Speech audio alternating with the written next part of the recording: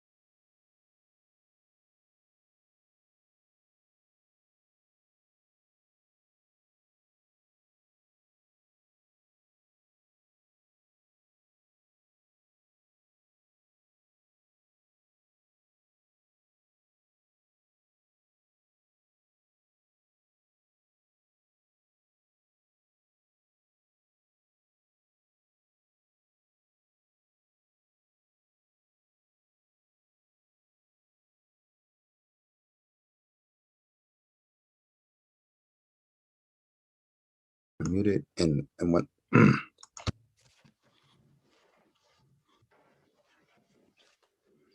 Good morning. This is the 7th of the Dr. Oba Tashaka shows, and I've enjoyed the opportunity to share some things with you. And for this morning, the title is Preparations for African and New African Identity Transformations. This show is distinguished from others by a number of things, one of which is that it's centered on transformation, and it's centered particularly around African and what I call New African, or you call African American identity. You'll see why I call it New African in a minute. And so this is more than just an informational show.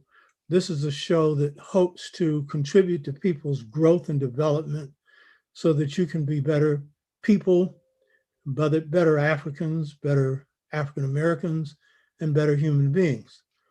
So the focus on this show will extend the discussion that I've had before in the past, not on this show, but previous times on YouTube, where I've discussed the 6-fold stages to mental freedom. And these have been described in a series of discussions and a e-course that I've offered on YouTube, 6 days. And some people who are watching this show have gone through it. The 6-fold stages to mental freedom are also described in my book, The Integration Trap, The Generation Gap Caused by a Choice Between Two Cultures.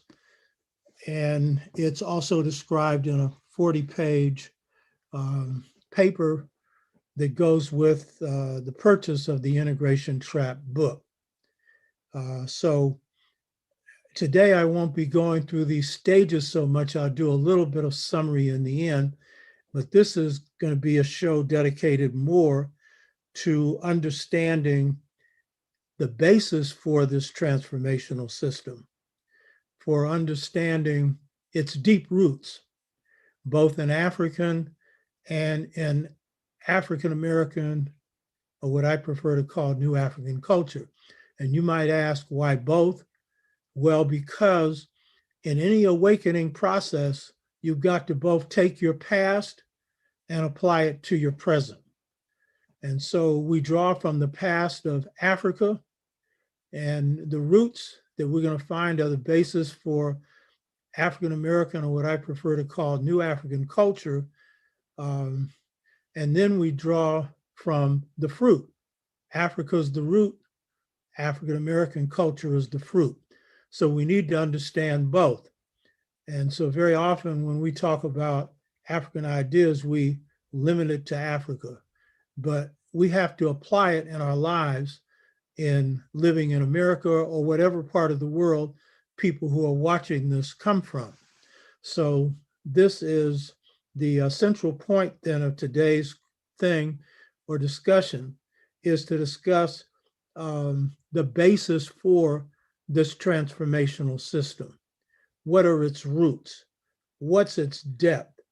And we need to understand both the historical and spiritual roots of our culture, and especially the spiritual roots. But the history is necessary because we often won't recognize an experience that is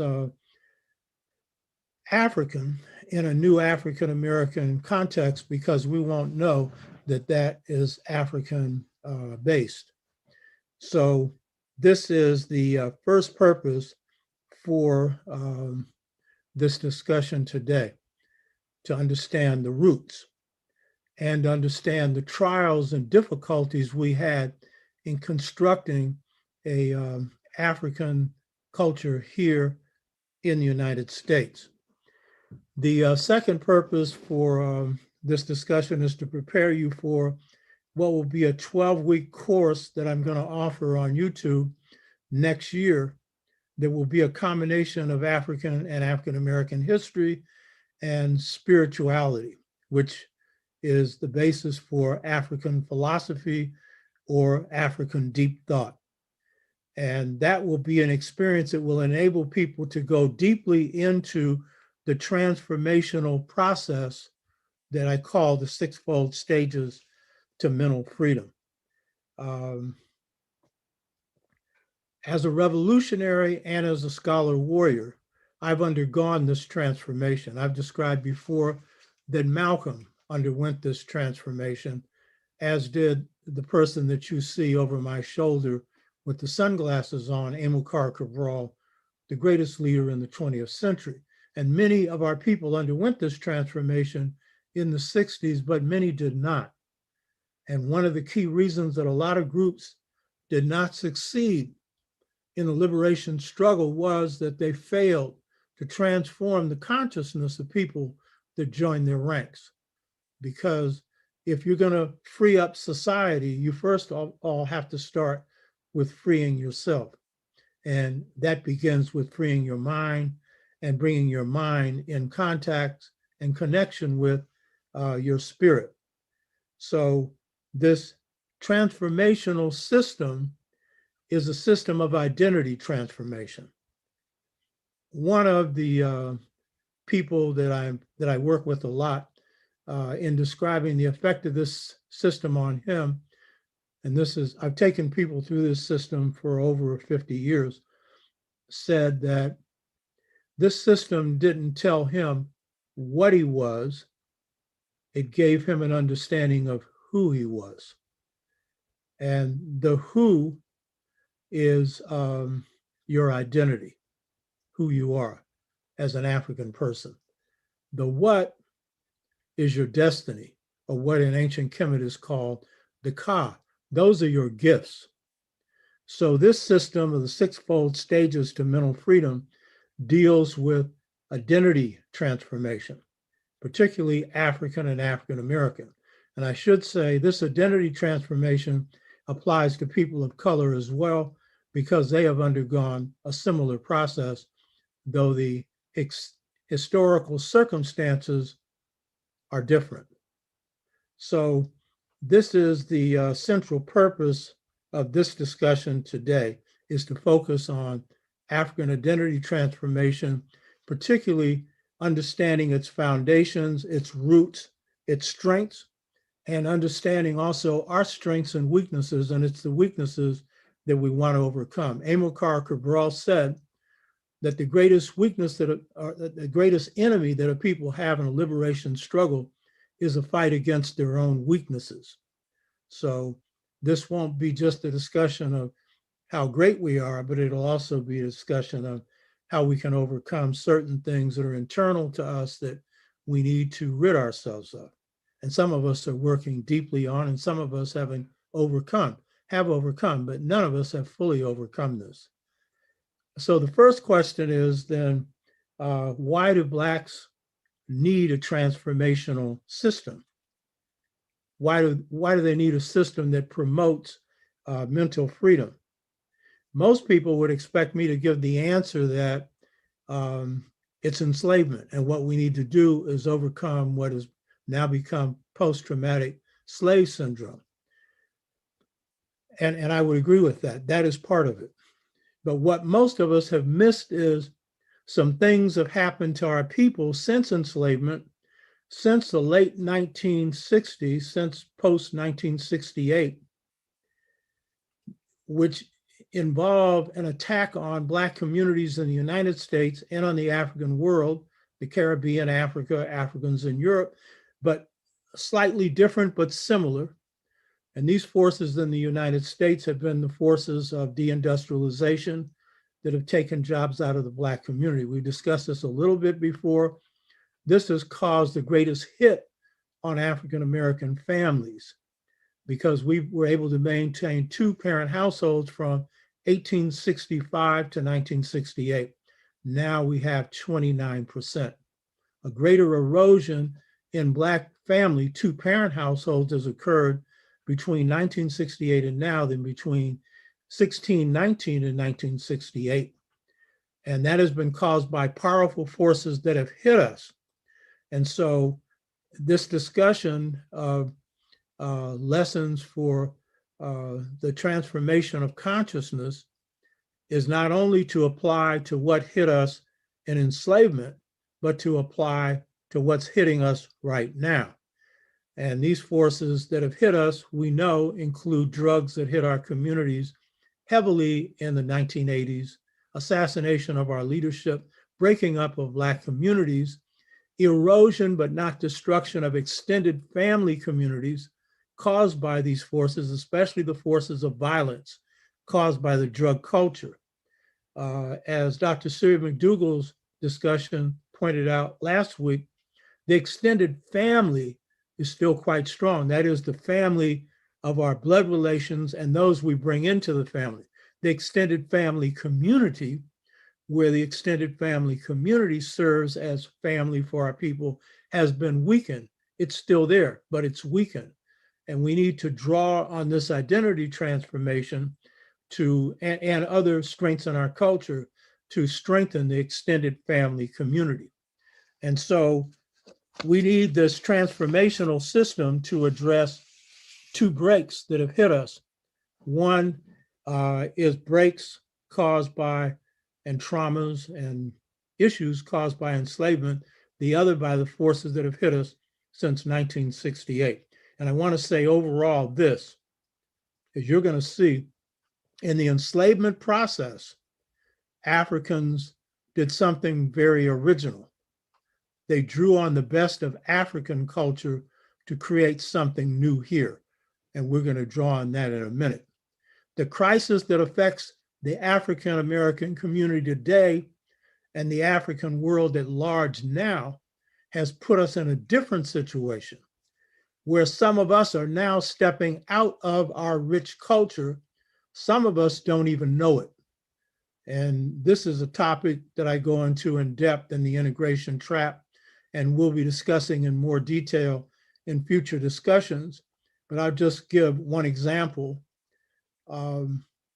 We as a people have the lowest suicide rate of any people in this country. And that includes whites. But in the last couple of years, 7 to 11-year-old young Blacks have registered a higher suicide rate than whites. And this has never happened before. And anytime you see young people of that age even thinking about taking their life, then that means something serious has happened. Because Black people might do things like drink a lot or do other things that over time may take them out, but they don't consciously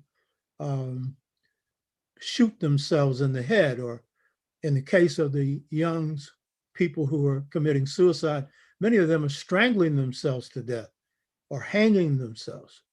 Now, this is a small number, but the fact that this is occurring is telling us that the forces that have hit us since 1968 has put us in a new position where for the first time, our people very often unconsciously are choosing between an African American, African-based culture and a mad Euro-American culture.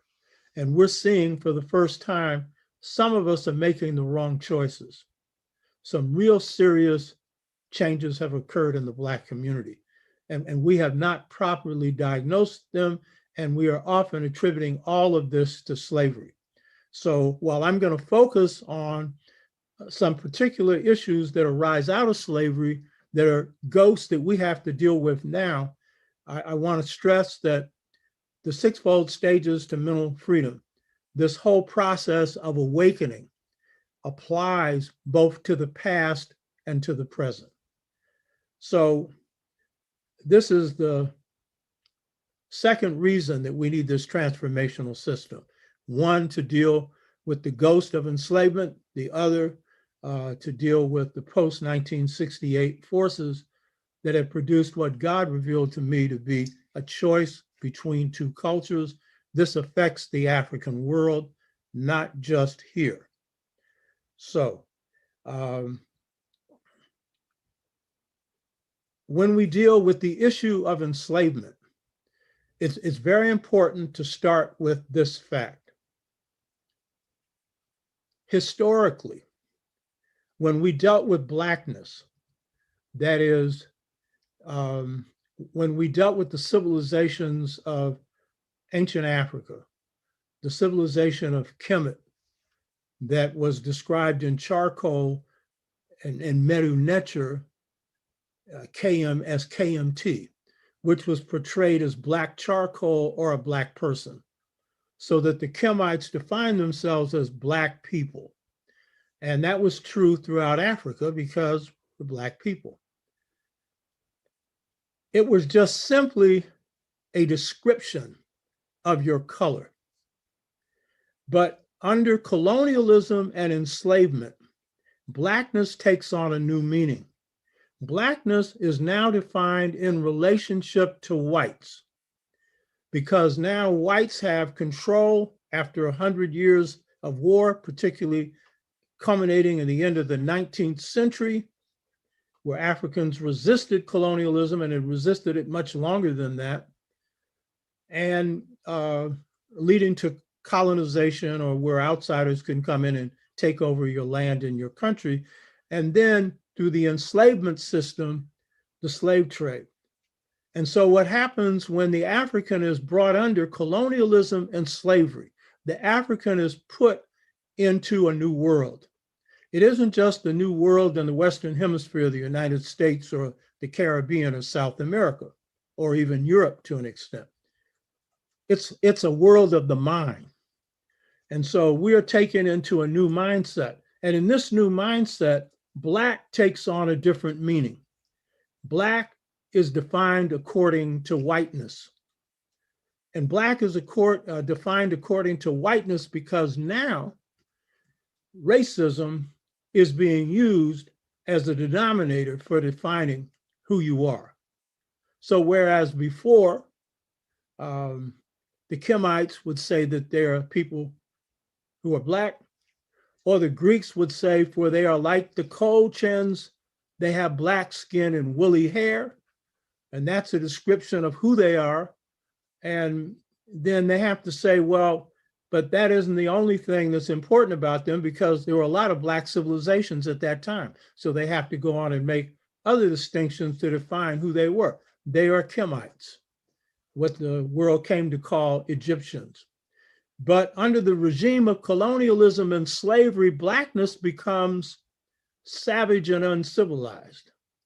Blackness, because whites now have control of your lives and of your land, they can now go back into your past and distort your past and give you a false narrative or a false story or a false image.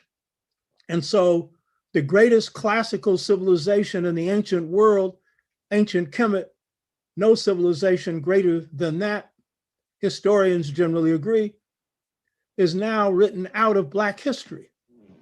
In fact, Blacks are written out of history, period, reduced to the level in their minds of savagery. And so instead of Kemet being the land of the Blacks, according to Hegel, who is one of the most prominent European philosophers and historians, he says it's a part of the spirit of Asia. How can you be a part of the African landmass and be a part of the spirit of a people who don't live on that landmass? And how can you be a part of the spirit of Asia when the Asians hadn't yet 3,000, 3,200, or if you want to go back to the beginning, 10,000 BC when pre-dynastic Kemet starts, where there was no Asian civilization, no China, for example, no Japan, for example. And by the way, the founders of both of those were Anu, Black people. So how do you become a part of the spirit of Asia? It's completely irrational. But the point is, that's the picture that is drummed into our head. And the rest of Africa is treated as savage Africa, Black Africa. So for 249 years, Africans in America have drummed in their heads a savage in Africa, a slave in America. On the plantation, there was what you would call a civilizational conflict. And that civilizational conflict was between the Yoruba, the Asante, the Fulani, the Igbo, the Angolans, and many others who came here not identifying themselves as Africans, but from a specific African ethnic group, but they shared common set of cultural unities. And so as they underwent enslavement, they had to come in conflict with this false image and false perception of themselves. In the beginning, the saltwater Africans, those are the ones that come off the boat of enslavement. To them, this is a joke. You know what I mean? What are they talking about? They come in with African pride and they come in with African courage. But over a century and a half, the message is continually drummed in, and it has an effect on some of our people because we come into this reality of two worlds, the world of the European culture and their perception, which is grounded in racism, and our world. And so in these two worlds, some begin to take a view of the color of their skin that is shaped by the perception of the enslaver or the colonizer, which is instead of Black as naturally beautiful, and you don't even think about it, is just naturally so, Black becomes ugly. Instead of your hair, woolly and sometimes straight, but usually woolly, it becomes kinky. Your nose becomes too big. Your lips are too big. And so this is defined as ugly. So some Blacks take on this mentality. And it's a mentality that is a ghost of slavery that we still have to live with, the ghost of the color complex. And even though the awakening in the 60s overturned that in the minds of some of our people, it still resides in our consciousness, and not just here, but in the Caribbean and in South America as well, or wherever Africans are. And we know people of color suffer this same thing. The darker they are in any historical or cultural context, the more put down they are. The Filipino who's dark skinned is put down. The Mexican who is dark skinned, who's made up of both Indian, Spanish, and African, is put down. In fact, my favorite leader of the Mexican Revolution is Emiliano Zapata. His picture is right behind this screen because he's one of the greatest revolutionaries in the history of the world. His grandmother was African. He was dark complexion, but when they put out a picture of him, they lighten him up. You know what I mean? So this isn't just our problem, but it is a problem laid on us especially. So this is part of the ghost of slavery that this awakening process has to deal with. Because as one of our great scholars said, the only integration Black people need is between light-skinned Blacks and dark-skinned Blacks, and I would say between light-minded Blacks and dark-minded Blacks. And I don't care what your shade is, if your mind ain't Black, you're in trouble. or as the hip hoppers say, we got to go black to the future. We got to embrace this blackness. But if you got problems with seeing yourself through the eyes of someone else, then you're going to have to undergo transformation so that you can see the beauty that is right before your eyes. So this is part of what we have to deal with. Now, this is often missed in our discussion of African consciousness. We often dismiss Black identity as something that's subordinate, something that we have to move beyond. Well, the Kemites never moved beyond describing themselves as Black as an adjective, it was a color of their skin. And why would you want to move, past it? It's a matter of linking Blackness to your African roots. So we have to understand that the African in America had a special experience in that we had whites all around us.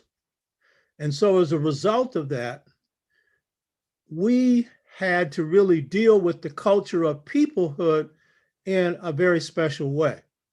And so over a period of 100, 150 years, after our people could no longer remember what part of Africa we came from, we came to see whether of Fulani roots, Bambara, Igbo, we had intermarried by then and everything else that happened to us. And what we began to see is we had a commonality. And that commonality was the basis for our oppression, but it was also the basis for our love and pride in ourselves, and it was the color of our skin. And so Blackness became a unifying thing for the majority of our people. And Blackness became the shell around which our culture was built. I want to say the shell because it's not the whole of the culture. Inside of that is both African and New African principles and some other things that come in that we need to get out. So the African in America, because of racism, shaped what's called race consciousness. It is the consciousness of being Black in a society in which whites are still dominating. And it's the consciousness that we must band together as one people. And it is this glue that has created race consciousness. It is the basis for race pride. It produced in the 19th and earlier 20th century race men and race women. It has produced the greatest amount of unity that any people have on the planet. As I pointed out before, the Montgomery bus boycott, 97% of Black people supporting that. Or Barack Obama, 96% in his first term supporting him. Or in this recent election, 89% of Black people going behind Biden. But it's not just in electoral politics, and it's not just in movements, but it is in marriage, as we pointed out. Until recently, 97% of Blacks were married to Blacks. And it's still, the marriage rate of Black to Black is still higher than any group other than whites. But ours is based on the fact that we like each other. Theirs is based on the fact that they don't like anybody else and have trouble with each other. So this race consciousness, no Garvey movement without race consciousness. Race consciousness woke the Honorable Marcus Garvey up, because the African in the Caribbean doesn't have to be race conscious. They're not facing a lynch tree or a Ku Klux Klan in their face every day. But our race consciousness is a race consciousness without hate, except sometimes we've internalized it. So the key point to make is that when blacks come in contact with whites, black takes on a different meaning because it is in relationship to whites. And it is because also, as W.B. Du Bois said, we end up facing double consciousness. That is, some of us see ourselves through the eyes of others. The majority of blacks did not see themselves through the eyes of others. Those are field blacks. The majority of them didn't. Some of them had elements of that in their identity, some elements of not liking themselves, some elements of not fully loving themselves. But basically, field blacks saw themselves as a nation. They had a term for it. Today, we could call it the Black nation. But they saw themselves as a nation. And they viewed those who took on their definition of self from the white man as no nation ends. I don't use that word here. But you know what I mean? No nation ends, meaning people who wanted to be white but would never be accepted by whites and wanted to have nothing to do with Black people. In one slave narrative, there's a formerly enslaved African who had adopted a light-skinned brother who had no parents. This is what commonly happened in slavery. At the end of slavery, this guy goes out and gets in the military and then sends his father a letter. And the letter says he's had no contact with any Black people since he left him. And he has no interest in Black women.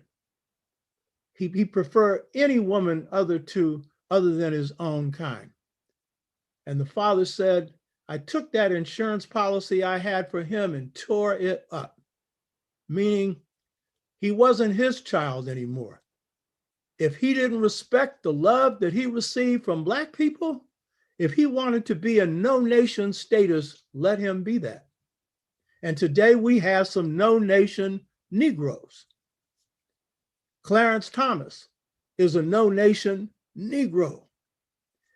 When I was at the Million Man March, I remember seeing a sign a brother was carrying. It said, Clarence Thomas should have never been born.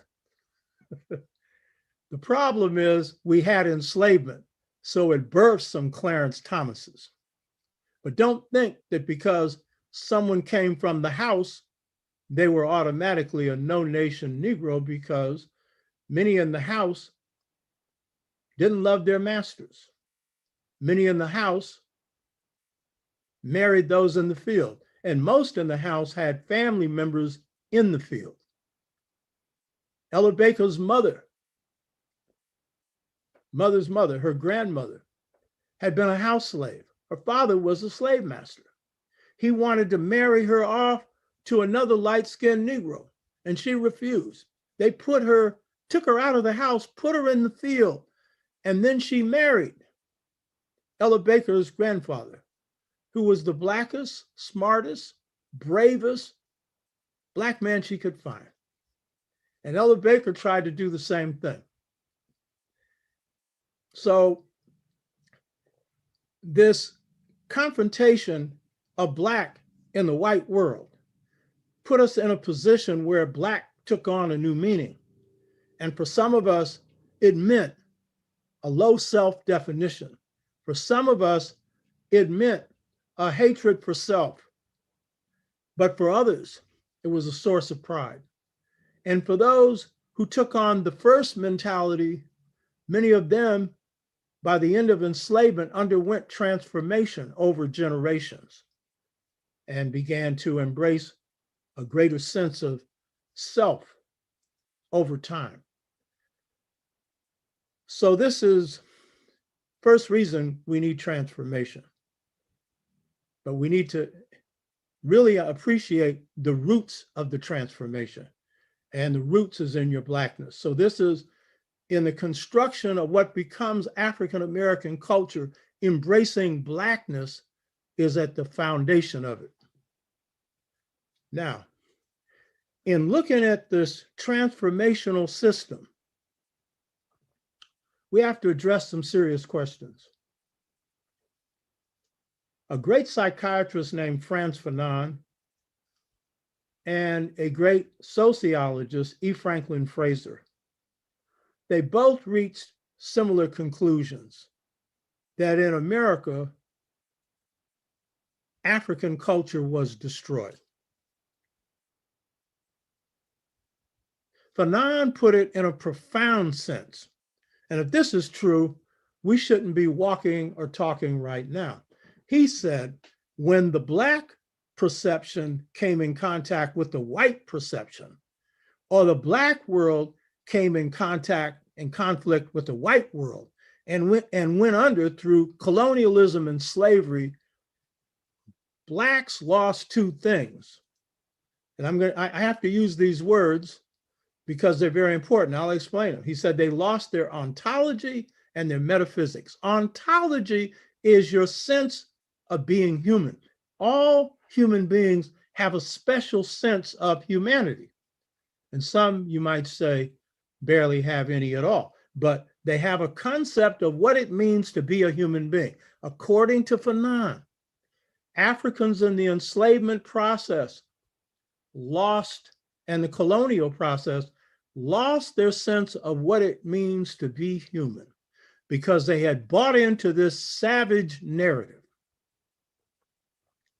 He also said they lost their sense of metaphysics. Metaphysics means the first principles, the principles that govern life, the principles that govern the universe. Here's the deal about this. Fanon was a psychiatrist. He came from Martinique. And E. Franklin Fraser was a sociologist. He was trained at the University of Chicago. Now, there's two things to understand about Martinique and Chicago. Martinicans think they're French. They've been French fried. And Frantz Fanon in his first stage had been French fried. He later woke up. He married to a white woman. Now, let me just say this. Some very conscious Africans, like Cheikh Anta Diop, married to a white woman, but he didn't lose his consciousness. So get this straight. I'm not knocking everybody that marries white. And I'm not knocking Fanon either, but I'm simply saying that he was more susceptible to this idea that colonialism or slavery could knock out your sense of being human and knock out your deep thought, your so-called metaphysics, the deepest thoughts that come out of your culture, in part because of his background. And the University of Chicago is real good for producing people whose minds are white as snow. We had Raymond Wimbush on this show about 3 weeks ago talking about ADOS. And I made the comment, it was a joke, but it was serious. He got a PhD from the University of Chicago. I said, Raymond, that's a rare thing that someone would come out of the University of Chicago, Afrocentric minded like you. And then he said two words, Bobby Wright. Most of you don't know who he was. He was an African-American psychologist who was as conscious as they come. And so he was saved by having a classmate that kept him grounded. So they're asserting that in America, and many of you assert the same thing. You say, they took our culture in slavery. That's what you say. I go and speak to young kids all over the country. And when I ask them, how many of you think you have a culture? Hardly no hands go up. Because we've been fed a false narrative. The only way a people don't have a culture is if they get wiped out. As long as a people live, they will have a culture. The culture may undergo and always will undergo transformation. It'll undergo stress. It'll undergo strains, and it will definitely change. But generally, culture adheres to its fundamentals.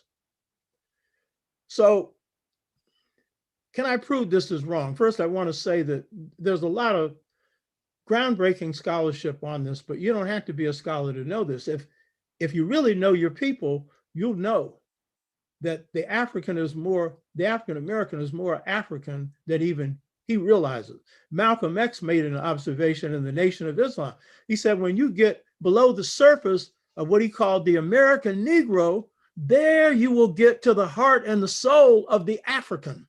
And Malcolm was able to build the Nation of Islam by pricking in to that African sensibility, that African pride.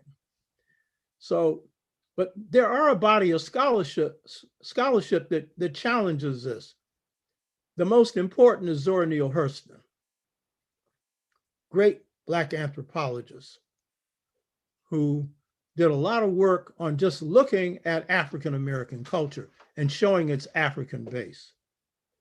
A man named Melville Herskovits, a white man, who wrote a book called The Myth of the Negro Past and talked about how African culture is at the foundation of African-American culture. W.B. Du Bois had some of his best insights on African-American culture, showing its African base.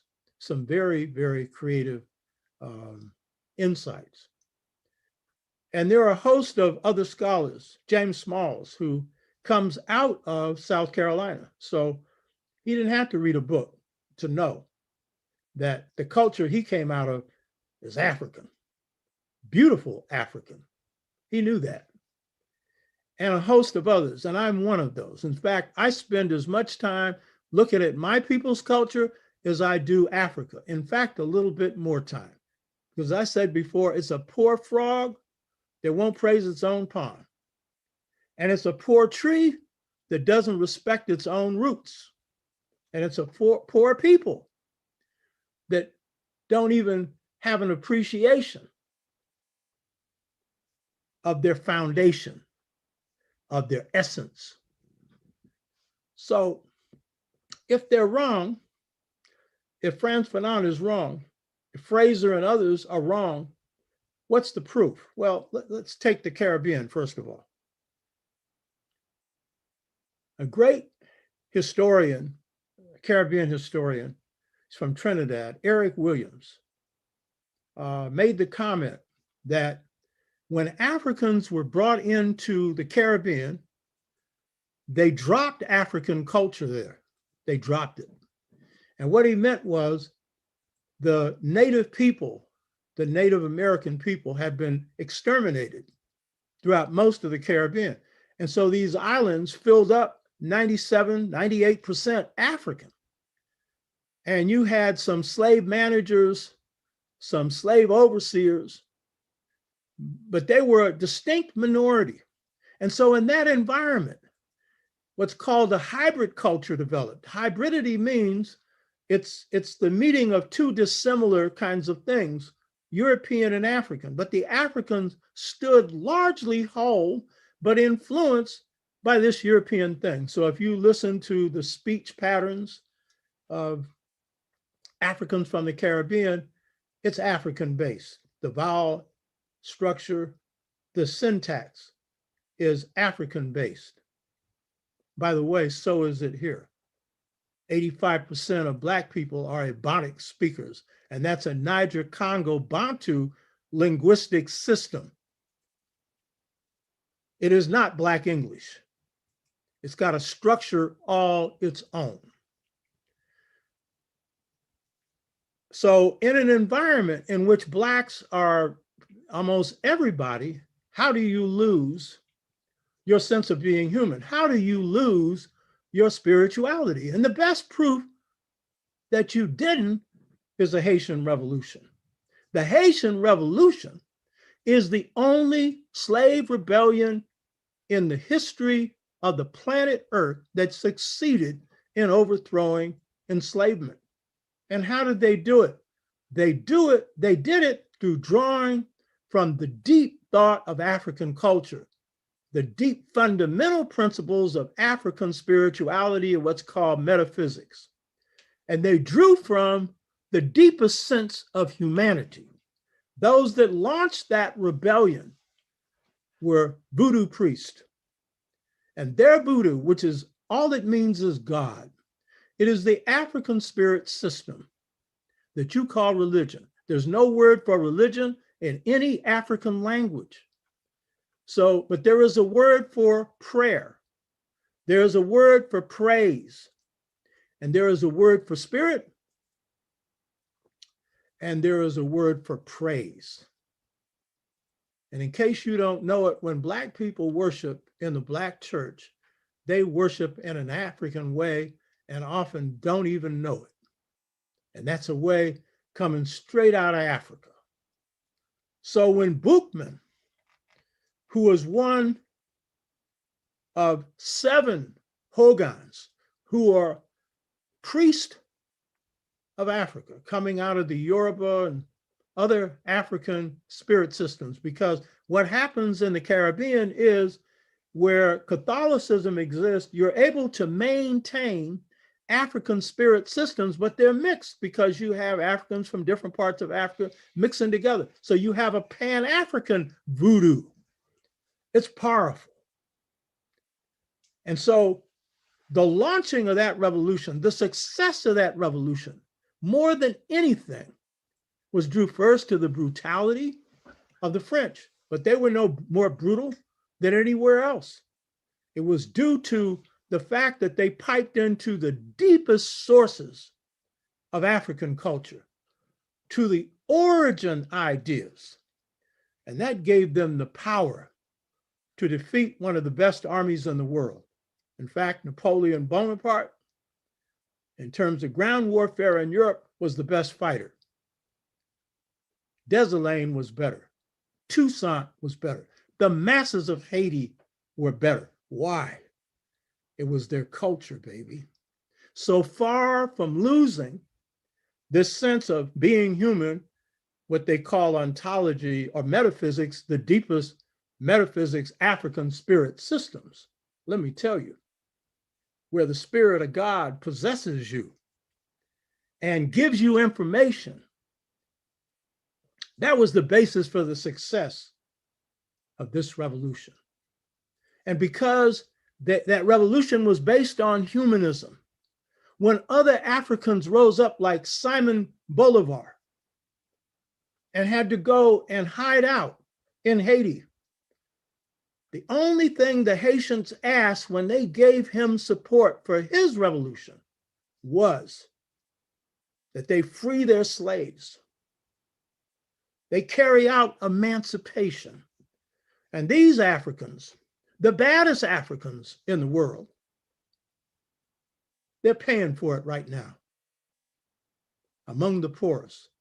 It's their price for having successfully defeated the European.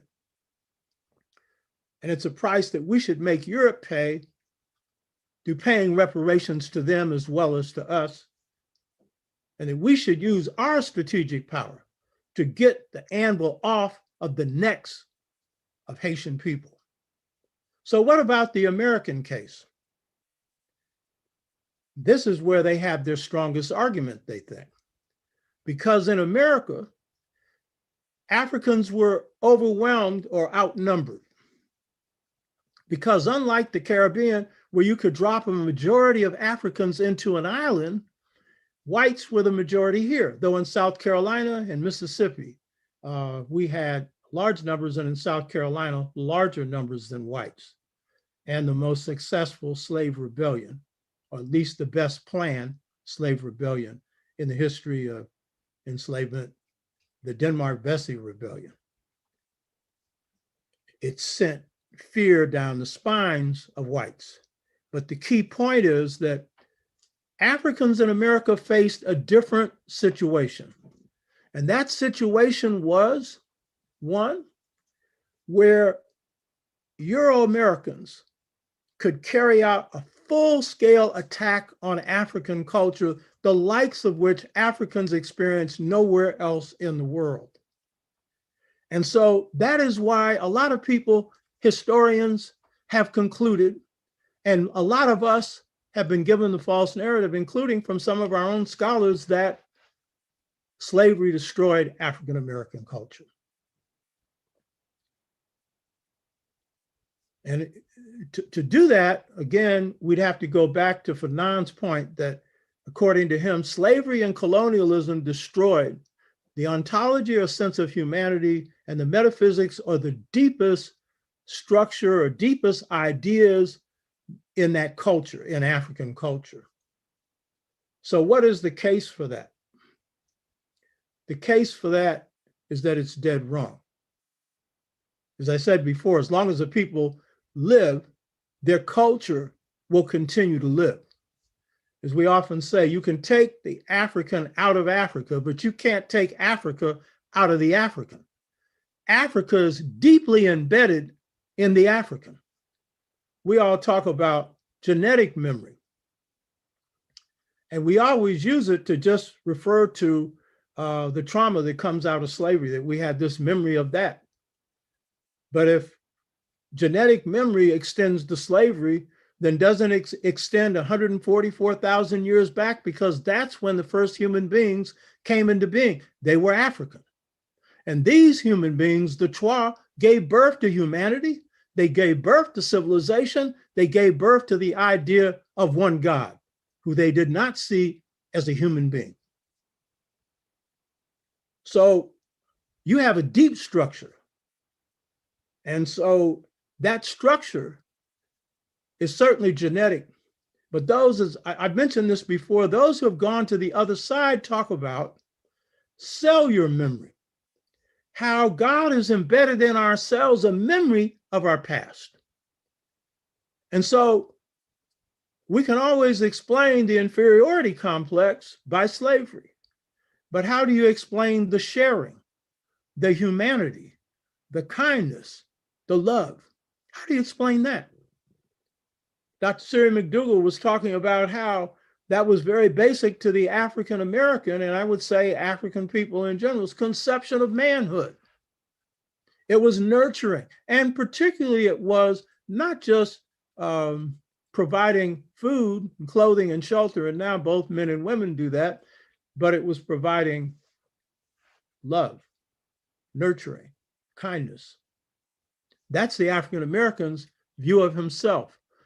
And smart African American women know that when they're looking for a man, that's the kind of man they look for, who's intelligent and everything else, but kind.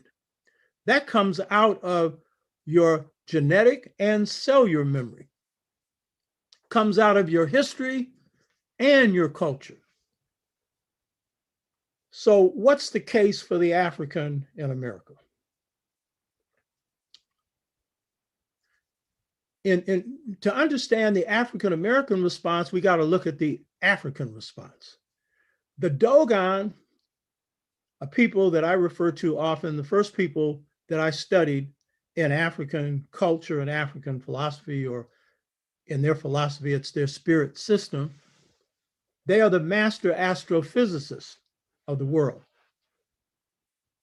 In some ways, their astrophysics is more advanced than ancient Kemet.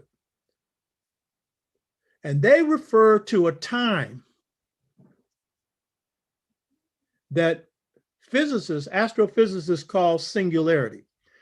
Now, you can't get any deeper than this. I mean, if you're going to talk about whether you kept or lost a sense of deep thought, you can't go any deeper than whether you kept the notion of happening before happening happened. That's the Kemite description.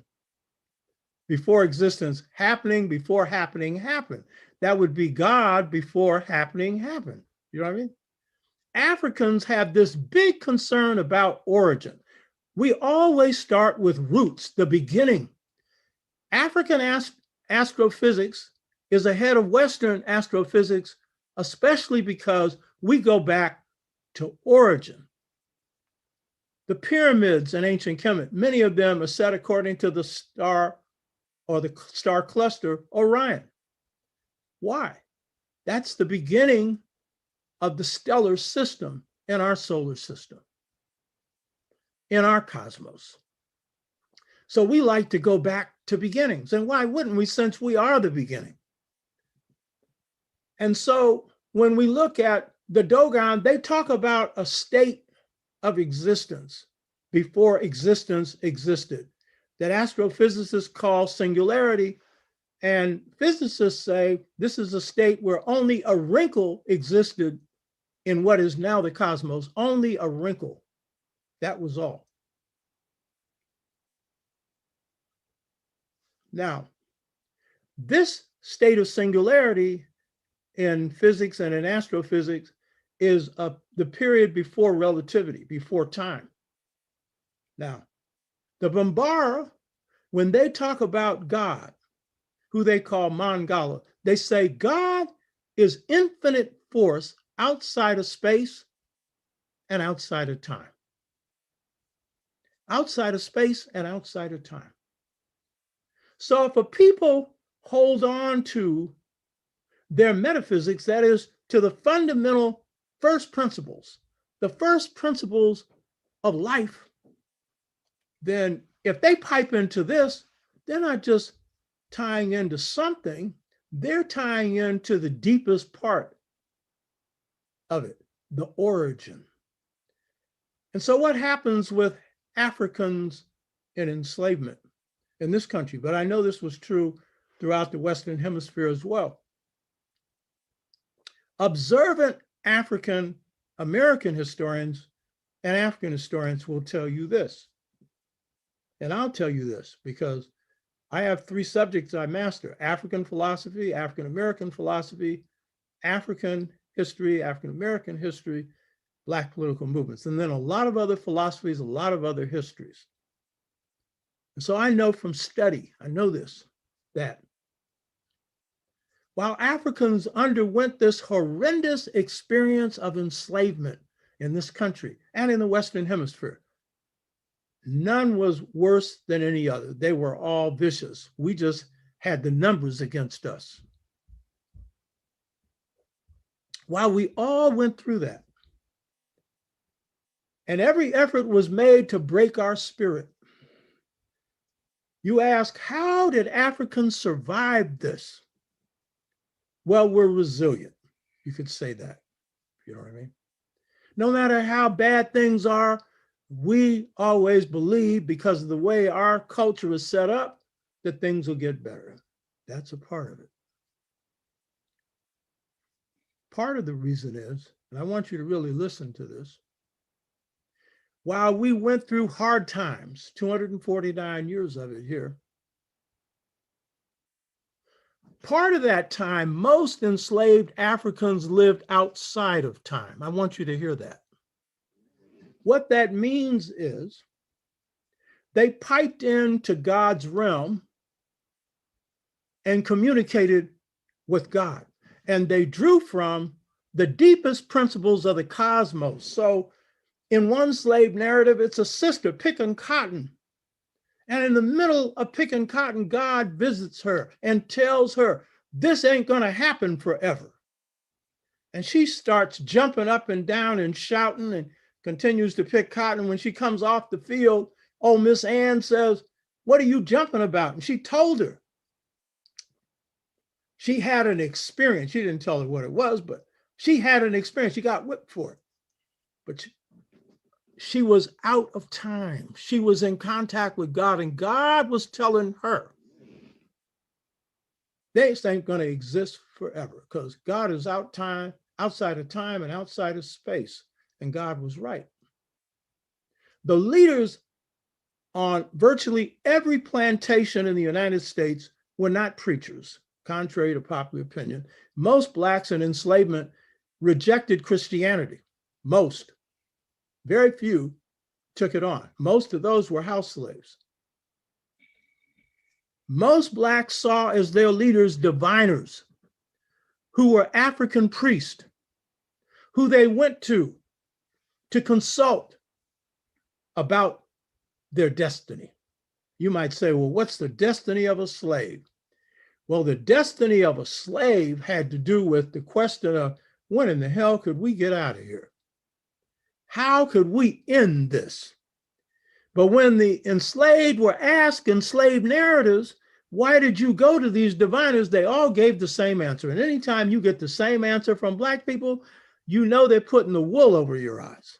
They all said, we went to the diviner so that we could find out if we were going to get a whipping and then to avoid that whipping, because the divine is supposed to have spirit powers and get that off of you.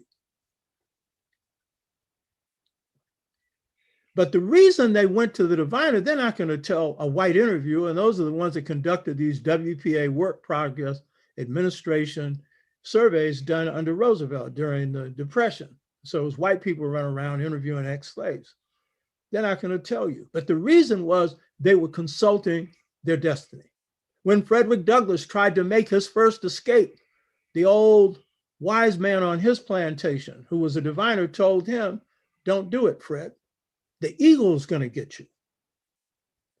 Because he could prophesize, the eagle was the United States. He could prophesize that he'd get caught. Fred went ahead and did it and got caught. But the next time it was a different story. So the leader on virtually every plantation was the holder of the deepest metaphysics that African people have, the spirit system of Africa. As Du Bois said, they were the natural leaders of Black people. They were the healers of the sick, the comforter of the sorrowful, and the natural leaders of the masses. No rebellion in slavery except one operated without a spirit or metaphysical foundation, without God up in it. And none have really embraced the masses of our people to this day unless it had a spiritual component. So in enslavement, Africans would go to the furthest removed shack, or they would go to a river. They would go to some hidden place and put their heads under a bucket. These places were called hush harbors, and they would call on the spirit until the spirit possessed them, until they were outside of time and they got a message. That's the same thing that happened in voodoo, except in this case, it wasn't a priest conducting the rite. It was everyday Black people conducting that rite. And so what we see is Blacks drew on these fundamental principles. Harriet Tubman, how did she pull off so many successful moves into the South, bringing back enslaved Africans? How did she do that? Because it would be almost impossible to not get caught at some point. There were so many slave patrols and everything else because she had second sight. Du Bois called it, you know. She had that deep insight that would tell her, don't go this way. They're there. They're over here. But they're not here, you know. George Washington Carver, you hear me mention him a lot. A lot of people have put him down because that's all you ever heard in school. You didn't really hear about the real George Washington Carver. You didn't hear about the real George Washington Carver that talked to plants, that thought God's thoughts. You didn't hear about that George Washington Carver. George Washington Carver was the greatest scientist in the world because he piped in to the fundamental truths of the cosmos, because in his humility, he was able to think God's thoughts. The key thing to understand about the African in America, the African in the Caribbean, or wherever we were, is God was first. But it wasn't God coming from a book. It was God who was inside of each of us. It was drawing from that spirit that was within each of us. And so every rebellion had at his heart spirit. Nat Turner, he saw blood on the leaves. He saw messages and signs that told him he was supposed to lead a rebellion that was drawn on the deepest metaphysical principles. And he had the most successful of the slave rebellions. He killed them a whole lot of whites. And what he did is he set an example, because he was a member of the secret society called the Loyal League. And his example was his crucifixion, or his murder by these whites after they caught him, was in Jerusalem. And he was a nominal Christian. He was really a spirit man. because his stuff came from within. And he said, and those of the Loyal League said, he was setting an example for us, an example of what would happen to whites if they didn't end this savage system called enslavement. He was setting an example of Black courage, Black manhood, and Black pride. So far from it. Slavery did not uproot the deepest principles of African culture, principles of origin. In fact, it drove us to even draw from them at a deeper level. But here's the deal with the enslaved African. The enslaved African did not believe that his suffering alone guaranteed him a place in heaven or guaranteed him freedom. The enslaved African knew that they could praise the Lord, but they would have to pass some kind of ammunition. They would have to do something to break the bonds of enslavement themselves. And yes, some of our people succumbed to this double consciousness. Some of them, in their belief in God, believed that God permitted this enslavement. This was a part of God's plan for punishing us for the wrong that we had done. We hear some Black people saying that today. We were put here by divine purpose, like hell. We were put here by John Hawkins. God didn't have nothing to do with it. He put us on the good ship Jesus, but that wasn't Jesus bringing us here. It was John Hawkins and company and the Queen of England. You hear me? And if you're going to say that Blacks are being punished for the wrong we've done through enslavement, then why wouldn't whites be even more punished for the wrongs they've done? God is neutral in those affairs. If you're going to get a chance to get God on your side, you're going to have to do something to free yourself. So some of us bought into these mythologies, but most of us knew better. So when we look at the free the mind system, the transformational system, we have to understand that it has a firm foundation, and that foundation is in the fundamental first principles of the cosmos, and those rest with God. My best ideas have come through thinking God's thoughts or piping into God's minds. All breakthroughs in all areas of science, music, mathematics, I don't care what it is, comes through that realm. John Coltrane moved from being an ordinary to an extraordinary musician through practice, through getting off of drugs and alcohol, and through the intervention of God. And he became one of the greatest musicians in the history of the world. You see this outfit I have on here, this right here, guy with the trumpet, that's Miles Davis. And then on the other side is Obert Shaka. I decided to wear this because I'm honoring two cultures, African and New African. And Miles was one creative brother. He also piped into something higher. By the way, most jazz musicians, when they are really in a creative state, they talk about going to the zone, where music flows out of them that they never knew they were capable of playing before.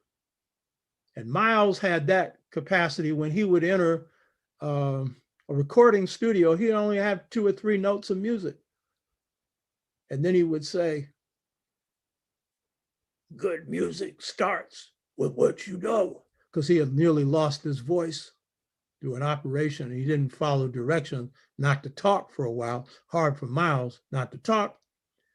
And then he said, great music comes when you go beyond yourself, beyond yourself. So in this transformational system, we need to understand it stands on a firm foundation. And it's a firm foundation that is rooted in the deepest principles of origin.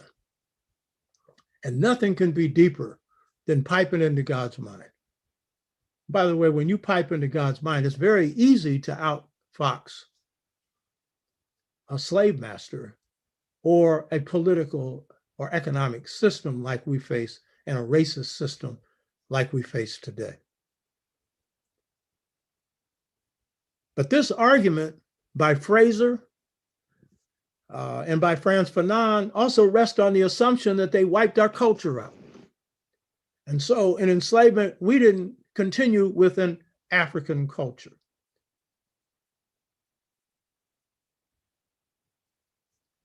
What Africans ended up doing in enslavement here was pulling off something very special. They ended up creating a new African culture. I'm going to go into that in a minute, founded on African principles with new additions. But one of the old principles that we drew from out of Africa and is basic to our souls and our heart was the mighty truth. A few weeks ago, I talked about the Bambara and for them, how lying was considered a moral leprosy. It was such a bad thing that they equated it with a disease that just emaciates a person, turns them into virtually nothing, strips them of their skin and everything else. And for them, lying was of that disorder. The African coming into the Americas, including the United States, came in with a great sense of integrity, which is at the heart of being human.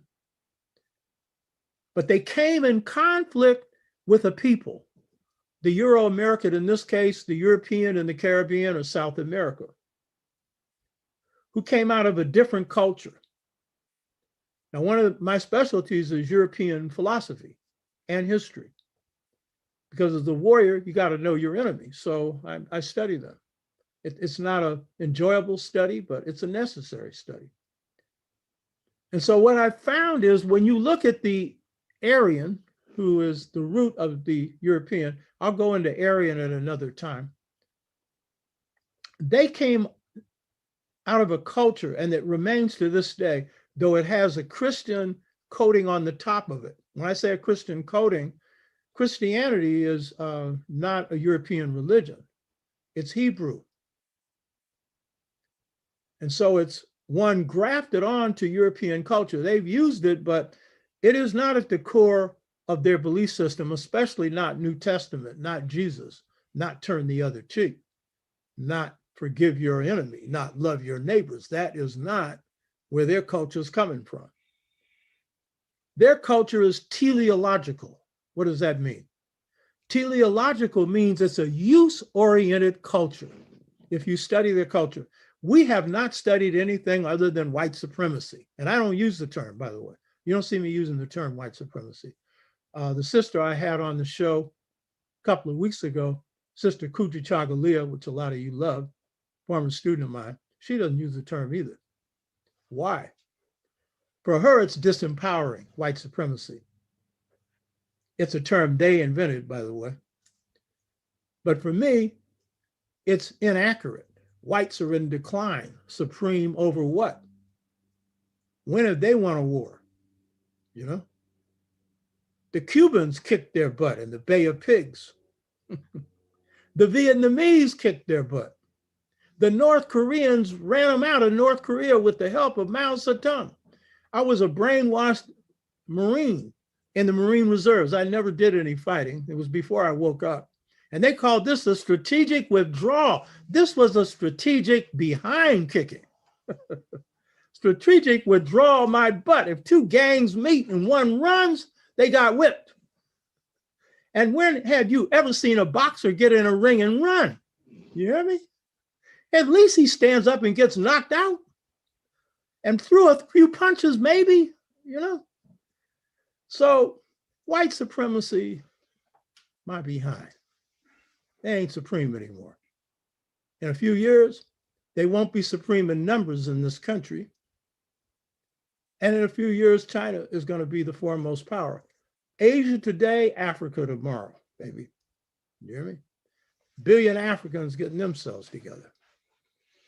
So when we look at this enslavement system, we have to understand that the Africans came in with into conflict with a culture alien to their own. Whereas their culture was a culture founded on truth. The Aryan or European culture is teleological, it's use-oriented. And so what does this mean? The Greeks are considered to be the fount of Western civilization. A lot of us will stress the fact that Greek civilization is based on Kemetic or Egyptian, and that's true to a point. George James' book, Stolen Legacy, stresses this, but only to a point. Yes, Kemet had an influence on Greece, but fundamentally, the Greek is Aryan. And the Aryan, who now we call European, when they say good, they do not mean kind, right, honest, or just, or truthful.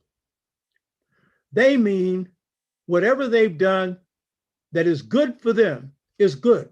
So if they enslave you, it's good. In all Indo-Aryan or European languages, good has the same meaning. It means strong. And bad means weak. One reason why Trump is so appealing to whites is that he's in the embodiment of that. He just hasn't really developed his faculties. Because if he did, he might have had enough sense, even if he didn't have the compassion, to do something for this COVID-19 virus that's killing people off like flies. Because he had no compassion, doesn't listen. He just went on instincts.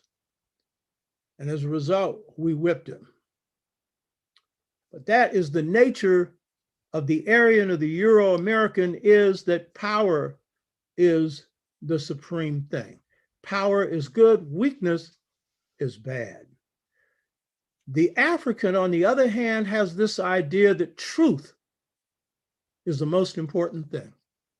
In ancient Kemet, this was called Ma'at, harmony, balance, justice, right order, but its essence was truth. What did the Kemites say? Speak truth, do truth. That was the meaning of Ma'at. For the ancient Africans, and I've said this before, the notion of truth was to know the truth is to be the truth. That was the basis for African ethics or African morality. It's taught by almost every African mother and every African American mother, or African Caribbean, or African South. I don't care where you come from. The most important thing that most Black mothers will say about their children is that they're good children. That is the most important thing for them. They are good children. And so truth for us is measured in practice. It's walking your talk. That's what we respect the most. On the plantation, therefore, did we, and this is the essence of your humanity, because if you have honor, if you have a sense of righteousness, then you will be a special kind of human being. And for us, what's extraordinary is ordinary for Black people. It's ordinary for a Black person to take in a family member and raise them. It's normal for a Black person to take an extremely sick family member, and I referred to this before, Alzheimer, the hardest illness to treat, and to take them in for years and wear their own health down while they do that. It's ordinary for us. It's extraordinary for other people. What I say about African culture and African American culture is that humanism is so strong, we could lose 90% of it and still have more than almost the rest of humanity, except for probably Native Americans, you know? And we have far from lost any 90%. Because if we look at the state of Africans at the end of enslavement, where we didn't have an acre or a mule or 2 pennies to rub together, we stuck together. And as Carter G. Woodson said, that if a former enslaved African met another that needed a quarter, and they only had a quarter, they would give them that last quarter. He said, we were sharing to a fault.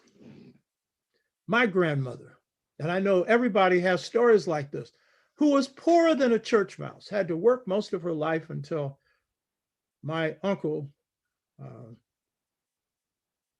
took care of her and she didn't have to work anymore. Someone would come to her door. It could be white or black, in need of food. She'd sit them down and fix them a good breakfast when she hardly had any food to eat herself. This is the humanity of our people. We have survived because of that. But the adherence to the truth is the key thing. On the plantation, that was what was called Himbe, the Himbe tradition. That means Himbe, whatever they believe. Himbe, a Muslim. Himbe, a healer. Himbe, what he thinks, what he believes. Himbe the truth. So that Africans measured it that way. Contracts were sealed based on your word. Now you'd better have a contract in writing, notarized. I'm advising you of that. Don't go on anybody's word. You can't. You're in a word of, what do they say? Forked tongues. Say one thing and do another. On the plantation, the worst, most savage white person was the Christian enslaver, who would whip you while he's reading the Bible. You hear me? So we held on to this moral code. And I want to say this about Ma'at. For the Kemites, the ancient Egyptians, Ma'at described their ethos. Ethos is what's unique about you in the world. E-T-H-O-S, ethos. It's your bearing. When you see people coming out of a certain culture, you just know it by their bearing. I can tell a continental African from an African American. It's in their face. It's not the complexion. It's in their face. The culture's in their face. It's also in the way they walk. The African American has a walk. Have you ever noticed it? Especially the black man. Even Barack Obama's got him a walk. Surprised me. He got him a strut. You know what I mean? So ethos, for the Kemites, Ma'at was their ethos. Why? Because they're coming out of a great civilization. And it is a civilization that is highly spirit-based. That's the center of it. God-centered.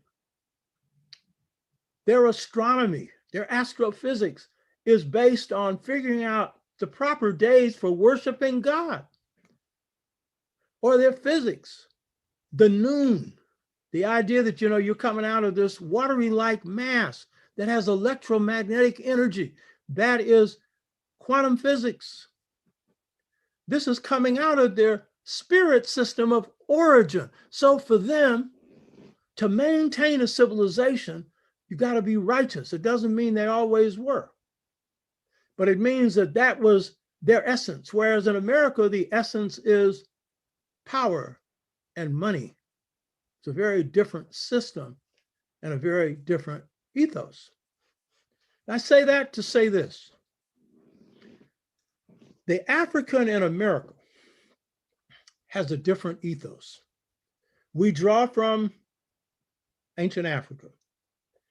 We have new influences, racism being one, that led us to shape an ideal of race consciousness that has forged racial unity. But this experience was unique in that the heaviest attack was made on our people, made on any African people in the Western Hemisphere because of the numbers of whites. They did everything they could to wipe this culture out.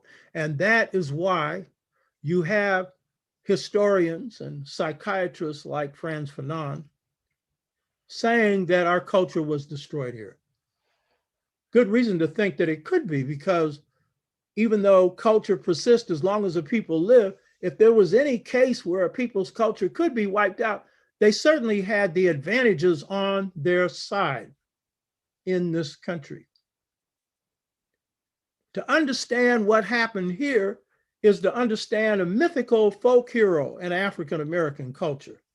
People who know the culture know this folk hero, others don't. Brer Rabbit. Now, in the Caribbean, it's Anansi, who is the spider.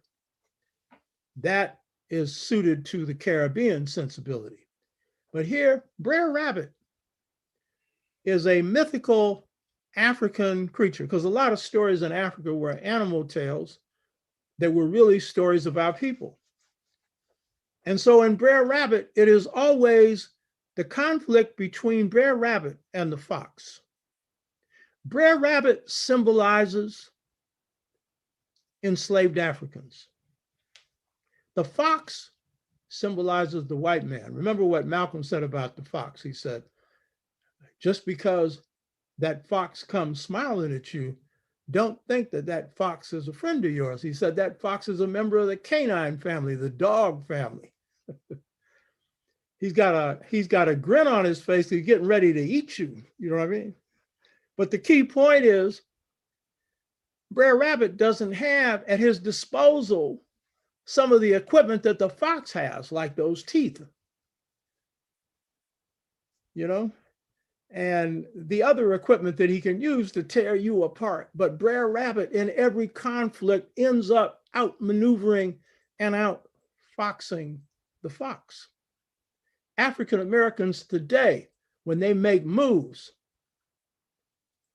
one of my favorite people who lives right in front of me, Joe Levine, when he was working for the city of Oakland and they were trying to set him up, he'd come back and say, because he ran repairs for the streets in Oakland, came back and said, brother, I Brer Rabbited him.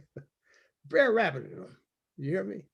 So the struggle between Africans in the US to recreate culture, which was the same as the struggle to extend and maintain and further their humanity, is symbolized by Brer Rabbit, because we had to go inside ourselves and get extremely brilliant, draw on deep wisdom to come up with ways to outfox the fox who's out there to tear up your most sacred possession, which is your way of life and your design for living, your culture. Brer Rabbit, by the way, was always linked to another figure that symbolizes what happened in enslavement. And this is a figure called High John the Conqueror. In the blues, they call him High John the Conqueror. High John the Conqueror was an African male spirit, symbolic of African bravery and African warriorhood. High John the Conqueror came on the slave ships. He was a part of the spirit of the enslaved African. High John the Conqueror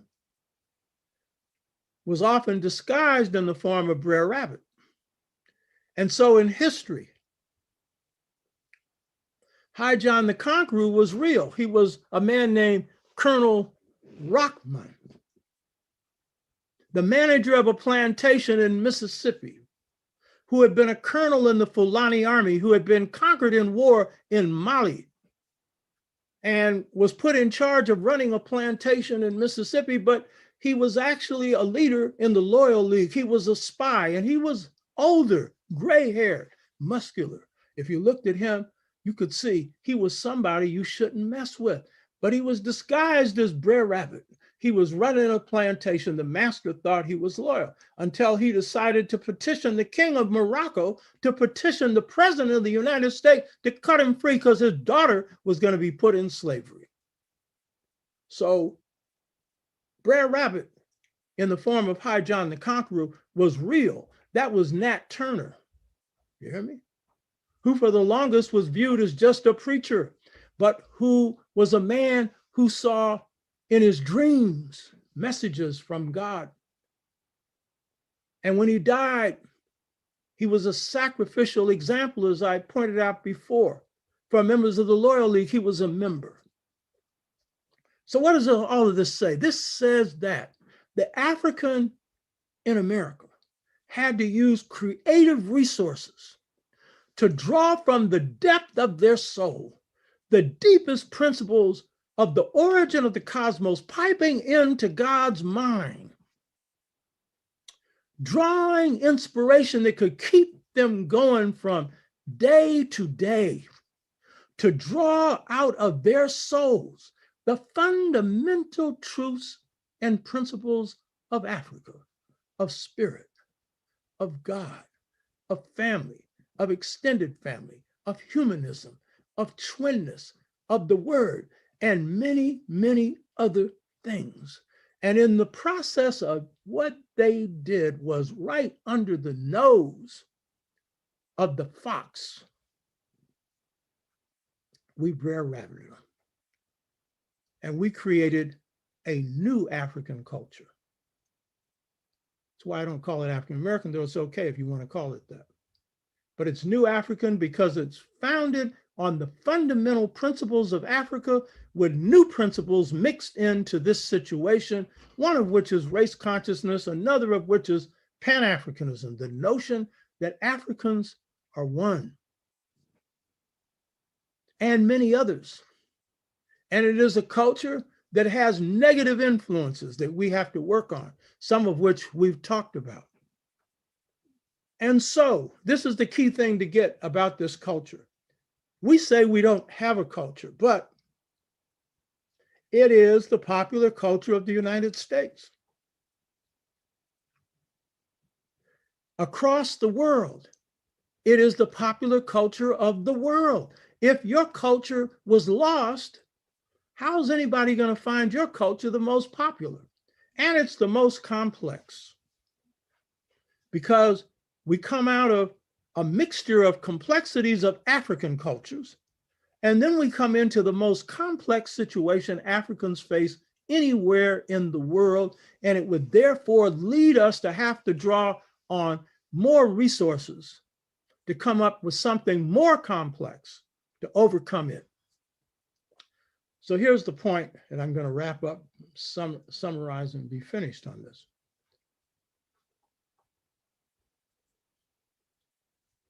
The African American in the United States, because of the circumstances that we faced here, shaped a new ethos.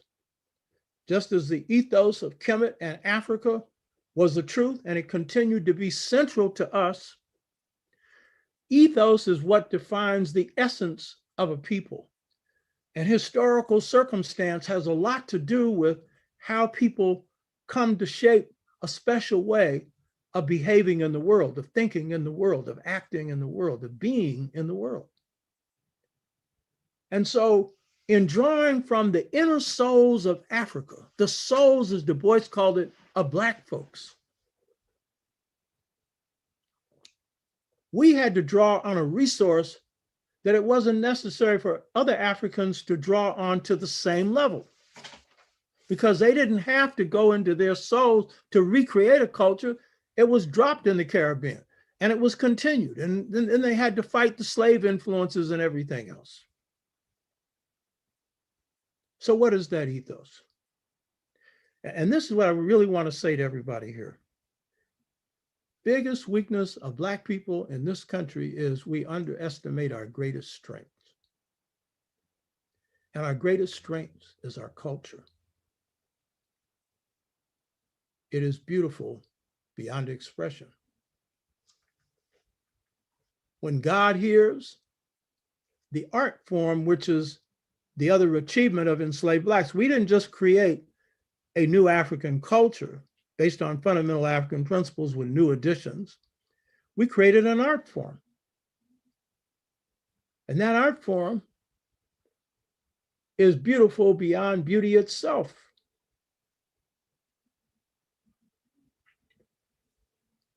And the high point of that art form is what I'm wearing here, jazz, Black classical music, because it's the most complex and beautiful of all that we created, but it rests on the spiritual blues. So what is it that makes us unique? There's an African-American saying that helps describe this. That saying goes like this: I would rather be the worst innovator than the best imitator. Hear me?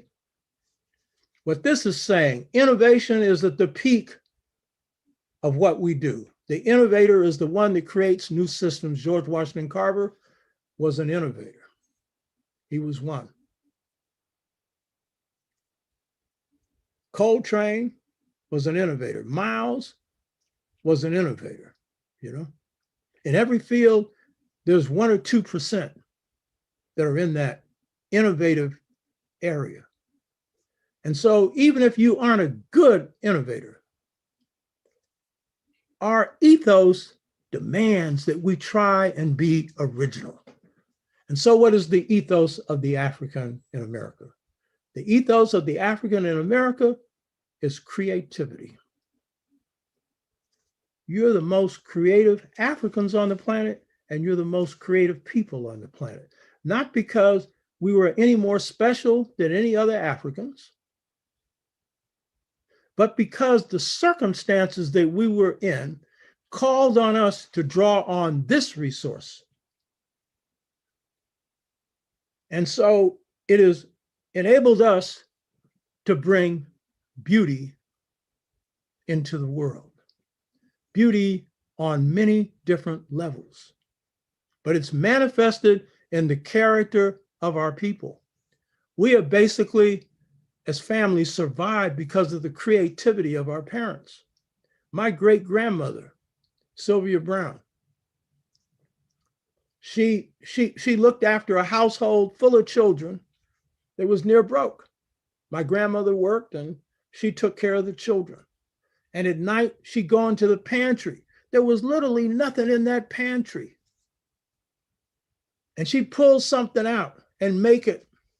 And the kids would all say, my mother included, "What is it, Grandma?" She'd say it, "Slop gullion." If she just said slop, you wouldn't want to eat it. But gullion, well, there must be something to it. That's at the soul of Black folks. You hear me? Creativity. You never know what a Black person's going to do. That's what I always say. You know, the hardest thing to do with Black people is predict us. I don't even try, because creativity is at our core. And so when we look then at systems for transformation, then what we need to do is appreciate the fact that we have created something special here. And we need to draw from African culture to restore memory, something that we've lost through enslavement, to strengthen our families and extended family communities. We need to draw from the best of our African past to strengthen this African-American reality. But we need to appreciate what we have created here. And I want to say, in the sixfold stages of mental freedom, those who are caught in this no nation Negro category, which is the category in the sixfold stages of assimilation, this is the path for de-assimilating. This is the path for finding your way from being in no nation to being a part of your own nation. So, but how do we do that? One is we have to read. You can't lead unless you read. You can't lead a meaningful life unless you draw from the best ideas around you that will help to enrich you, enrich your life. I asked my my wife, I said, what did love mean to her? She said, it means growth. She wants to grow. And if you're going to love yourself, you got to grow. Growing is essential in life. So the sixfold stages of mental freedom, this whole thing of what we need to do to prepare for freeing our minds, it means appreciating the depths from which we come from, understanding the African root to understand the new African root. So I hope you got something out of this. We're going to open it up now. If any people have any questions or comments, I'd like to hear them. But this is a part of a journey, and we'll be doing a lot more of this in the future. First one up. Will you speak on the Gullah Geechee in terms of religion and traditional African spiritual systems?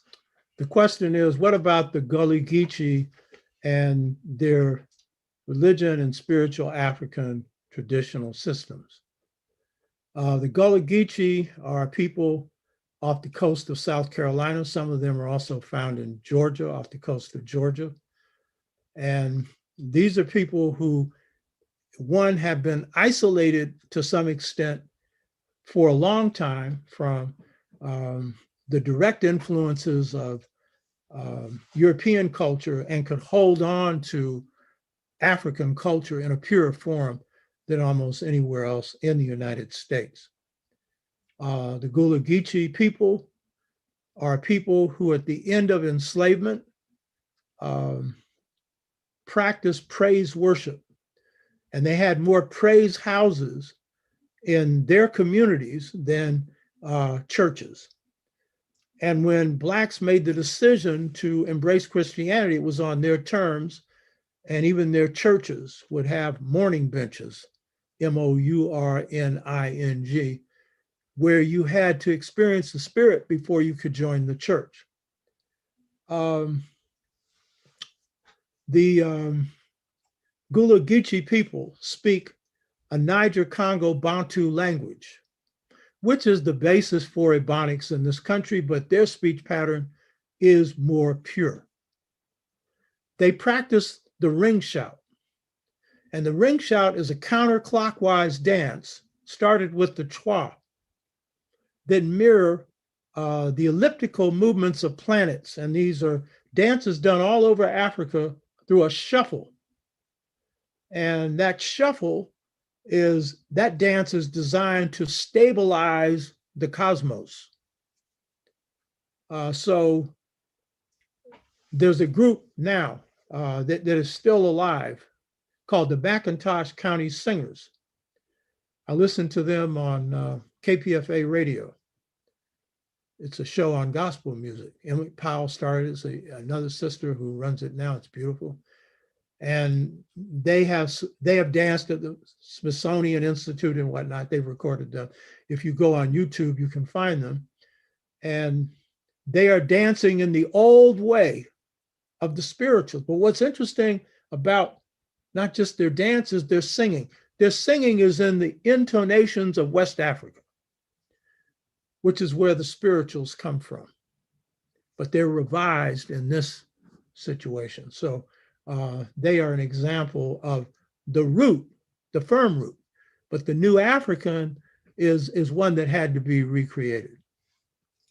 How can we strengthen the new African culture with looking at the Dogon philosophy and cosmology?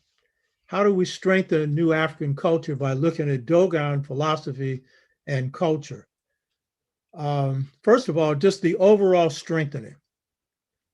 We need to appreciate the culture we have. We have never assessed this culture. Now that is really taking something for granted.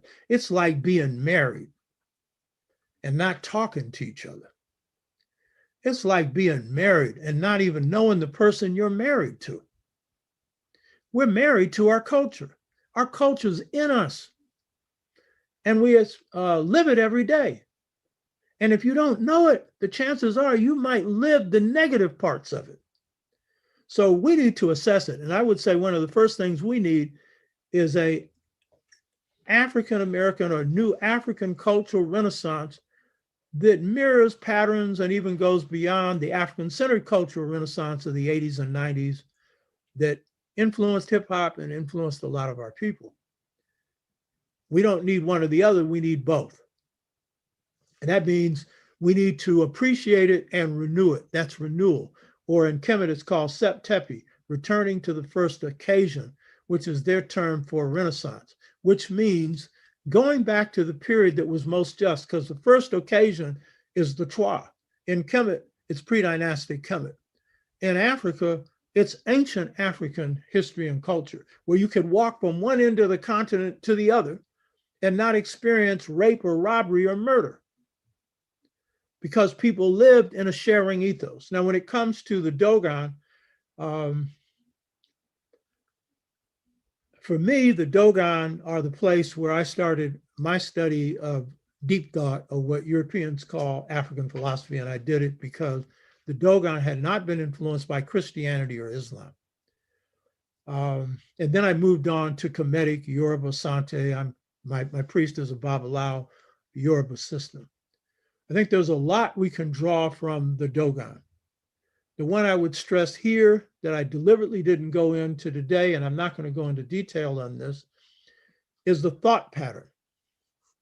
There's a lot of things with the Dogon, but the Dogon have what I call a twin thought pattern, but that's African, and it's basic to African American culture. That's a discussion for another time. But the key thing is twin thought means that it's a thought where things are connected, not disconnected. So instead of seeing life and death as separate, life is slow dying. Instead of seeing good and bad as separate, good is bad and bad is good. And by the way, that's intrinsic to our culture. I say it's bad, that means it's good, right? Our culture cuts that way. So there's a lot of things we can draw from the Dogon, one of which is their thought pattern. And of course, their astrophysics system, of which we know something about. That's another. And much, much, much more. Any others? Mm-hmm. Looking at the life of Dr. John Henrik Clarke, in particular, his encyclopedic memory, do your study suggest a method we can duplicate his feat? Good question. Given John Henrik Clarke's encyclopedic memory, do I have a way or suggestions on how we can repeat this feat? I should preface this answer by saying that I apprenticed under John for at least 15 years and interviewed him for the last 8 months of his life on the book I'm writing now on masters. He's one of the 6 masters that I studied. And I got pretty deep into John's thought processes. And he was an admirable human being. But let me just say before I answer the question of his memory, the most important thing about John Henrik Clarke was his character. He was a loving, kind human being, humble to the core. But humble did not mean that he underestimated himself. His common statement, well, he didn't say this all the time, but every now and then he'd say, he had a mind better than 40 people. I'd say, John, more like 400. But the point is, John was there to help people and care for people. In John's case, reading was definitely a key to this because John had a library of 25,000 books. If you look at the books behind me, I have a library of 10,000. I'd have more if I could negotiate more space. I got a lot on the floor, but I'm also a warrior. So I'm not just a scholar, I'm a scholar, spirit, warrior. John was a pure scholar. That was John's whole thing. And so John was a reader, and he was at heart a professor, and they called him Fess when he was being raised. Fess, short for professor, as a child. So I think a lot of John's memory was tied to his discipline in reading. But also he comes out of an oral culture. The Southern Black culture is oral. And so that culture places a great emphasis on memory. But John didn't just have a great memory, John was creative. And so he never repeated himself. I remember interviewing him once, and I asked him the same question I had asked him in a previous interview.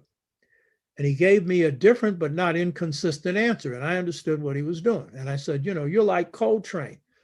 You never play the same song the same way. I said, you never give the exact same answer. And he said, no, because life is like, he said, a circle. Actually, it's like a spiral. The planets move elliptically, not circularly, except for one or two. And so what he meant was, he said, you start at one place, you go to somewhere else, and you start seeing something else. And part of what you saw before was right, part of it was wrong, and so you're making correction. That's the humility. So John had this creativity. And so his memory wasn't just about regurgitating. It was about drawing from something in the past and then coming up with some very creative conclusions right now. John was a great improviser, master improviser. Any others? Marcel Grial has two works in English, Conversations with Ogotamali and The Pale Fox. There are a number of papers in French. Are you aware of anyone translating those into English? Gee, these are good questions. This person asked, he said that there's a book by Marcel Grial and also a guy named Dieterling on the second one called Conversations with Ogotameli, the other, The Pale Fox. And these have been translated from French into English. Do I know of any other translations into English? There's a book called African World, and in that, there's a translation of the overall sense of the pale fox. Conversations with Ogotameli is a conversation with a Dogon wise man, a former hunter who went blind hunting and then took up the deep thought. The Dogon called their system deep knowledge. By the way, Dr. Jacob Carruthers, who was one of my teachers, wouldn't use the term African philosophy, though he understood it was valid. He called it deep thought. And it's interesting, I don't think he knew that the Dogon called their system deep knowledge based on astrophysics. And when you understand that philosophy is really deep thought, then you're not going to say you don't have a philosophy, because you know you have deep thinkers. And we have deep thought in this country. We're just referring to a few before. So in the case of Conversations with Ogotameli, that's a conversation over a number of days with Ogotameli, this former hunter turned wise man, who discussed some guiding principles in Dogon deep thought. Jiriso, Beniso, and Boloso. Jiriso, the word in front of you, called forward. Beniso, the word on the side of you, called sideward. Boloso, hidden word, the word behind you. So that's an exposition on that. I went through that for a good 20 years because you have to internalize this. This is reorienting you to the cosmos. Sodaya, or the pale fox, is Sodaya, the clear word. It's the fourth level. It's the highest level. And there are corresponding levels in African American systems. I'm not going into that now. We have the same systems the Dogon have. It's not grounded in astrophysics, but it's grounded in the same fundamental principles. So that's a good question. And people should, along with the study of other African cultures, should study the Dogon. The Dogon are bad. Any others? Yes. Can you list the stages that lead to innovation with definition? Are these questions coming from different people? Mm-hmm. Can I deal with the stages of innovation with the description of the ways in which you go through them? Mm-hmm.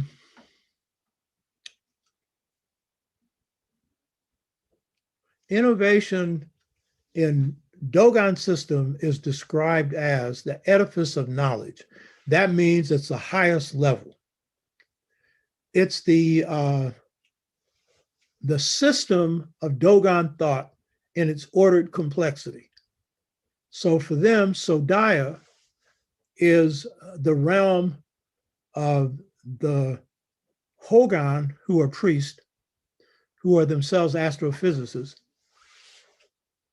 who are either masters of one realm or some realms or all realms, and probably very few are masters of all realms. And you have this equivalency throughout many other African systems of Mbara, the Fulani, many others, though the Dogon are the masters when it comes to astrophysics. So that is the Dogon system. The African-American system, the way to understand it, because we have to understand how we apply it here, is the third level in our system, and it's the level of innovation. And that is described as the level in which you create new systems in whatever area it is, new systems of music, new systems of science, new systems of art, whatever it is, new systems of athletics. Satchel Paige was a pitcher, and he created new pitches. He had a fastball. I used to pitch. I'm nowhere near in his league. And he had what he called 3 fastballs: fast, faster, and fastest. Now that's innovation in pitching. People just have a fastball. And then he had a hesitation pitch where the pitch could actually hesitate for a millisecond. Ain't no pitcher been able to do that.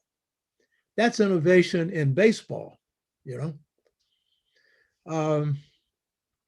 In terms of how you get there, you have to go through the other stages. And it's a question of mastery at these other levels. And innovation never really occurs without God's help. Real innovation. I'm not talking about creating some new toothpaste or something, you know, or someone who comes up with a new design for a coat. No, I'm talking about someone who comes up with something like, and it's not just Black people that have this, the theory of relativity. On the plane in which it operates, no holes in it, no error.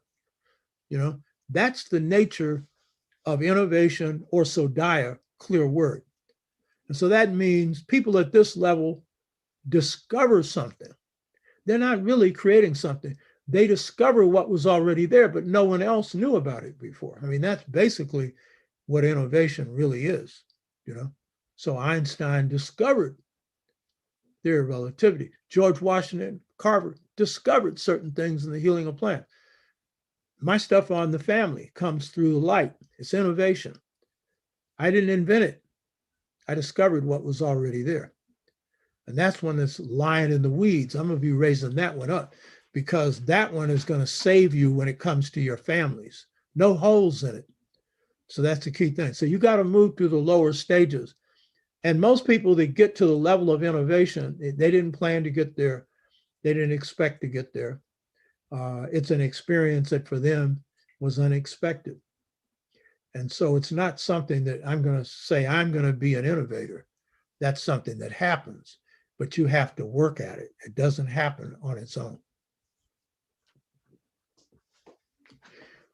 That's it. Wow. That was good. That tests me. I mean, if I don't know what I'm talking about, I'm in trouble if I get some questions like this. I really enjoy this. So this has been an important experience for me. I hope it's been an important experience for you. The topic was preparations for African and new African identity transformations. And life is nothing about growing, transforming. In our culture, becoming more better, you know. So I hope you got something out of this. And I hope you also check out the book, The Integration Trap, Generation Gap Caused by a Choice Between Two Cultures. You can get it by going to Obatshaka, Obatshaka, Gumroad. Get the book. I'll also send you the 40-plus page paper on the sixfold stages to mental freedom. That's in the, I put it in Thank the you. chat. I put the link in the chat. Links in the chat. Hit in. You hit in, yes.